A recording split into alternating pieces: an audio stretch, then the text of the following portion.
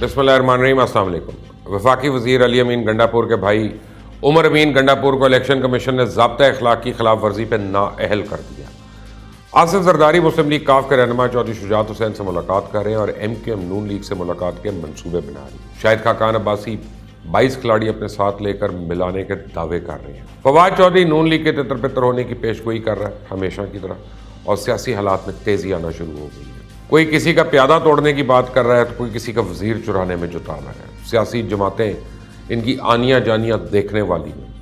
जहाँ ये डंडोरा पीटा जा रहा है कि PTI मजीद एक और बारी लेगी, तो फिलहाल मौजूदा 5 साल बचाने मुश्किल नजर आ रही है, क्योंकि जिस तेज़ी से हालात तो एक तरफ अपोजिशन के आपस में इख्तलाफात उनके ख़त्म हो रहे हैं, इससे सबको हैरान कर दिया कि यकदम पीपल्स पार्टी और नून लीग एक ही मुलाकात में बगैर किसी शर्त के असूली तौर पर तय कर लेते हैं कि हुकूमत को घर भेजना है, और अकेले अकेले नहीं बल्कि मिलकर ये काम करना। ये बहुत अहम बात है। फिर उसी दिन शहबाज शरीफ नवाज शरीफ से तमाम प्लान शेयर भी कर लेते हैं। उस बार नवाज शरीफ भी बगैर किसी हीलो हिज्जत के गो हेड कह देते हैं, तो मौलाना से बात हो जाती है, इनको भी ऑन बोर्ड कर लिया जाता है। यहाँ पे आपको एक मैं ब्रेकिंग न्यूज़ दूँ। जिस दिन ये मुलाकात हुई उसी दिन जनाब अय्याज सादिक साहब को मियाँ नवाज शरीफ ने बुला लिया लंदन। जब ये मैं वीलॉग रिकॉर्ड कर रहा हूँ, अय्याज सादिक इस वक्त लंदन है, और जो तफसीलात हैं वो मियाँ नवाज शरीफ से तय कर रहे हैं कि इंटरिम प्राइम मिनिस्टर कौन हो सकता है और इंटरिम काबीना में नून लीग के कौन कौन होंगे। बहरहाल अभी उसको छोड़े, पहले तो यह है कि इमरजेंसी PTM का इजलास बुलाने की भी तैयारी हो रही है। वैसे इतनी तेज़ी से चीज़ें तब बदलती हैं जब किसी फिल्म का क्लाइमैक्स करीब आ रहा हो। आखिरी बार जो मुझे याद है ऐसा तब हुआ था जब मुशर्रफ को सदर के ओहदे से हटाना था, या फिर जब 18वीं तरमीम आनी थी, तब ये तमाम सियासी जमातें इकट्ठी हो गई थी। मेरे ख्याल से एक बार फिर स्टेज तैयार हो चुका है, और अब बस फाइनल परफॉर्मेंस होना बाकी है, जिसके बाद हुकूमत हर हाल में घर ही जाएगी। बस वो कहते हैं ना, पजल सॉल्व करने का एक टुकड़ा रह गया। जिस दिन इसका पता चल गया वो कहाँ है, तमाम सवालों के जवाब कंफर्म हो जाएंगे। जी जी जी जी मैं बात कर रहा हूँ the one and the only Jahangir Khan Tareen की। अब सब कुछ तो हो चुका है, बस इनके जहाज़ की लैंडिंग देखती है, कहाँ जाके उतरता है, लाहौर, कराची, पेशावर या फिर मुल्तान में ही पाक रहेगा भी।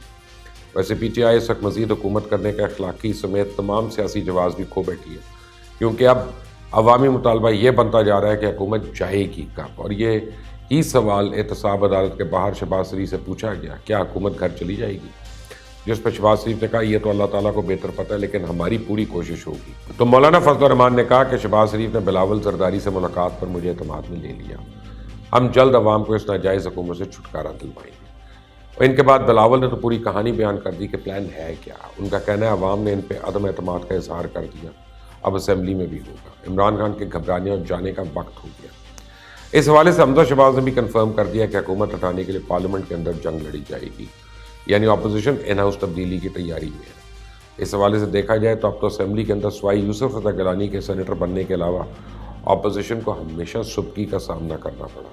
और अगर ये आदम एतमाद की तहरीक वज़ीर आज़म इमरान खान के खिलाफ लानी है, तो फिर स्पीकर कौमी असम्बली असद कैसर के होते हुए तो मुझे कामयाब होते दिखाई नहीं देती। इसलिए मुझे लगता है कि अपोजिशन पहले असद कैसर को हटाएगी और फिर अगला वार इमरान खान पे होगा। अब अगर नंबर्स गेम को देखा जाए तो अपोजिशन के खुद इकट्ठे होने और इमरान खान के किसी भी एक इत्तेहादी को तोड़ने की जरूरत है। ऑन पेपर ही आसान लगता है, लेकिन इतना आसान नहीं है। सबसे पहले तो ये इंश्योर करना कि अपोजिशन की अपनी गिनती पूरी हो। कोई बीमार हो सकता है, कोई मुल्क से बाहर हो सकता है, कोई खुशी गमी हो सकती है। इस बात हुकूमत का जो दावा है कि अपोजिशन के 15 से 20 लोग इमरान खान के साथ मिले हुए, इसको भी देखना होगा। अब अगर पहली पोजीशन अपने सफ़ों में इत्तेहाद पैदा कर ले, तो दूसरा अहम मरतबा किसी इत्तेहादी को तोड़ना या फिर PTI के अंदर नकब लगाने का। इसमें अपोजिशन अगर खाली काफ लीग या MQM को ही हुकूमत से अलहदा करने में कामयाब होगी तो समझे काम हो गया। मगर ठहरे, सब जानते हैं ना ही काफ लीग ना ही MQM हुकूमत से उस वक्त तक अलहदा होंगे जब तक घर से हुक्म ना आ जाए, उस घर से जहाँ पे सब कुछ इनका जाके खड़ा हो जाता है। फिर ये अफवाहें भी गर्दिश कर रही हैं कि तहरीक इंसाफ के 20 से ज़्यादा अरकान असम्बली अपोजिशन से राब्ते में। ये बात बजाते खुद इस हकीकत को ज़ाहिर करती है कि अंदरून खाना कोई खिचड़ी तो पक रही है। 20 अरकान असम्बली से राब्तों का दावा एक ऐसे मौके पर किया जा रहा है जब ताज़ा अपोजिशन को सेनेट में शिकस्त हुई है, जहाँ उसकी अक्सरियत है। तो क्या जिन हाथों ने सेनेट में अक्सरियत को अक़लियत में तब्दील किया वो दूसरी सिमत को चले गए? क्या उन्होंने यकीन दिलाया कि तहरीक अदम एतमाद लाई जाए तो उसको कामयाब करा देंगे? मेरे ख्याल में इस यकीन दहानी के बगैर अपोजिशन कभी भी स्पीकर या वज़ीर आज़म के ख़िलाफ़ तहरीक अदम एतमाद नहीं लाएगी, क्योंकि حکومتی بینچوں کے ووٹ کے ملنا تو دور، اپوزیشن کے اپنے اراکین عین موقع پہ غائب ہو جاتے ہیں یا کر دیے جاتے ہیں۔ یوں ایک بار پھر گھوم کر اسٹیبلشمنٹ پر آ کر رک جاتی ہے کہ اگر وہ چاہتی ہے کہ حکومت گھر جائے تو کل صبح حکومت گھر چلی جائے گی، اور اگر وہ چاہتی ہے کہ حکومت 5 سال پوری کرے یا پھر اگلے 5 سال بھی پی ٹی آئی ہی عوام پہ مسلط رہے تو ان کے لیے تو ناممکن نہیں ہے۔ مگر اس بار بہت سے لوگوں کو امید ہو چلی ہے کہ جس طرح اپوزیشن کی تمام بڑی جماعتیں بغیر کسی شرط کے اکٹھے ہو رہی ہیں، یہ اشارہ ہے کہ کچھ بڑا ہونے والا ہے۔ پھر جو جہانگیر ترین نے کہا کہ تاحیات نااہلی کا تو تک ہی نہیں بنتا، چور و قاتل سزا کاٹنے کے بعد الیکشن لڑ سکتے، تاحیات نااہل نہیں ہوتے۔ اس کے بعد انہوں نے کہا بحران انتہا پہ پہنچ جاتا ہے تب حکومت حرکت میں آتی ہے۔ میرے خیال سے ان کی باتوں میں عقل والوں کے لیے بڑی نشانی ہے۔ اس سے مجھے لگتا ہے کہ حکومت کو گھر بھیجنے کے لیے آئیڈیل حالات ہیں، کیونکہ حکومت کے پاس عوامی حمایت ختم ہو چکی ہے، اپوزیشن اکٹھی ہو چکی ہے، پھر حکومت کے اپنے لوگوں سمیت اتحادی بھی ناراض ہیں، پھر حالیہ دنوں میں کچھ ایسے پہ در پہ واقعات ہوئے جن سے لگتا ہے کہ اب کچھ ہوگا ضرور، لیکن یاد رکھیں عمران خان کو ہٹانے کے لیے کوئی غیبی طاقت نہیں آئے گی۔ جو تبدیلی بھی آنی ہے وہ آئینی طریقے سے ہی آ سکتی ہے، لیکن اس حوالے سے حکومت کے جتنے لوگوں سے میری بات ہوئی ہے ان کا ماننا ہے کہ پیپلز پارٹی اور مسلم لیگ نون صرف سیاسی طور پہ خود کو زندہ رکھنے کے لیے سب جتن کر رہی ہے، کیونکہ اب حکومت کی مدت اتنی کم رہ گئی ہے کہ اس کو گھر بھیج کر شہید بنانے کا کوئی فائدہ نہیں۔ ایک موقف یہ بھی ہے کہ معاشی شعبے میں حکومت کی کارکردگی اتنی بری ہے کہ عام انتخابات میں اس کا جیتنا اپوزیشن کے نزدیک کسی معجزے سے کم نہیں ہوگا۔ تحریک عدم اعتماد کے ذریعے حکومت کو نکال کے مسلم لیگ نون یا پیپلز پارٹی کو وزیر اعظم لانے سے حکومت کی تمام ناکامیاں اسی کے حصے میں آ جائیں گی، اور تحریک انصاف ایک نئے عزم اور دعووں کے ساتھ انتخابات میں جائے گی، اور کوئی شک نہیں کہ عمران خان باقی پھر اپوزیشن کے لیے خطرناک ثابت ہوں گے۔ لیکن جہاں تک پی ڈی ایم کا تعلق ہے تو اس کے سربراہ مولانا فضل الرحمان کو ایسی کوئی بات سمجھانا آسان نہیں۔ وہ پہلے دن سے حکومت کو غیر آئینی اور مسلط کردہ کہہ رہے ہیں، اسے نکالنے کے درپے ہیں۔ وہ اس کے لیے ایک لانگ مارچ بھی کر چکے ہیں جس کے اختتام پہ انہوں نے اسلام آباد میں دھرنا بھی دیا تھا۔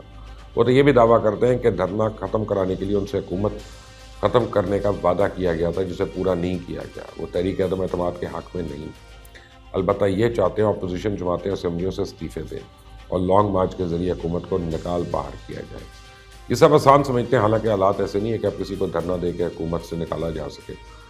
دوسری طرف استعفوں کے آپشن پہ اپوزیشن کا موقف ایک نہیں ہے۔ یہ حکومتی وزراء کا ماننا ہے کہ اس بار بھی اپوزیشن کسی اتفاق رائے پہ نہیں پہنچے گی، اور امکان یہی ہے کہ مسلم لیگ نون اور پیپلز پارٹی کے رہنماؤں کی حالیہ پیار کی پینگیں شاید ایک دوسرے کے خلاف لفظی سیز فائر ہو، بڑا بریک تھرو نہ ہو، لیکن سچ یہ ہے کہ اسٹیبلشمنٹ کیا چاہتی ہے، حکومت کیا سمجھتی ہے، یا اپوزیشن کی خواہش کیا ہے۔ اس سب سے زیادہ اہم چیز یہ ہے کہ عوام کیا سوچتی ہے۔ دیکھا جائے تو اس وقت عوامی رائے یہ ہے کہ حکومت نے جھوٹ بولنے کے ریکارڈ توڑ دیے۔ مہنگائی، بے روزگاری، آئی ایم ایف کی بیڑیاں، کرپشن، لاقانونیت، دہشت گردی ان کے سر کا تاج ہے۔ اس لیے آج صورتحال یہ ہے کہ کپتان کا نام سن کر عوام صرف بدوائیں نہیں دے رہے، وہ جو کہہ رہے ہیں تو یہ میں بیان ہی نہیں کر سکتا۔ اس سے مجھے لگتا ہے کہ کپتان کو اب ہر صورت جانا ہی ہوگا۔ اس چینل کو سبسکرائب کرنا مت بھولیں، بیل آئیکن کو پریس کریں۔ اللہ حافظ۔